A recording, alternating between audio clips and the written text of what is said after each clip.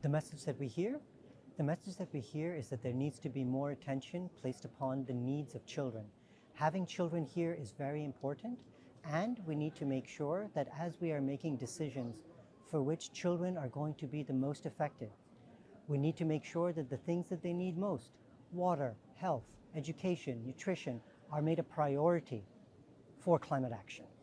We live in a world already where over 1 billion children, that's over half the world's total, already are impacted by climate change and putting them at very high risk.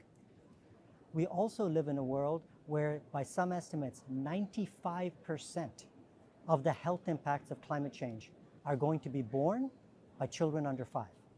We live in a world where 1/4 of the world's children die from deaths that are by completely preventable environmental causes. Moreover, we also live in a world where, if we are to make sure that, for example, water, health, education are made a priority for climate action, this will benefit over 500 million children. That is the world we live in. It is important that the fund is there, and UNICEF, like others, are very happy that the fund has actually been activated. Clearly, there is a lot more that needs to be done in terms of supporting and financing the fund. And critically, it is very important to make sure two things happen.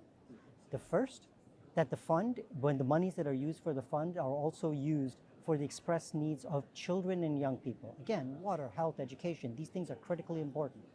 And second of all, that when we are speaking about funding for loss and damage, that this is not funding that is taken from the funding that is already there for adaptation or for humanitarian response. This should not simply be old money that is repurposed for something new when those streams themselves are critically underfunded. We work on three things at UNICEF. The first is the protection of children, protecting children from the impacts of climate change that are happening.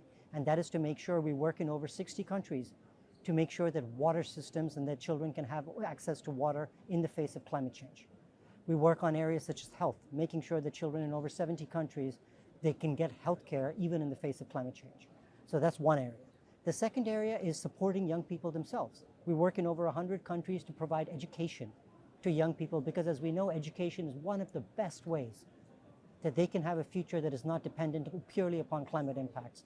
Alongside that, we have a very large program on supporting young people with ways that they can take action, in areas such as water conservation, on energy conservation, on biodiversity and tree planting, and critically ensuring that they have the ways to effectively engage with their governments to ask for things that make the most sense for children.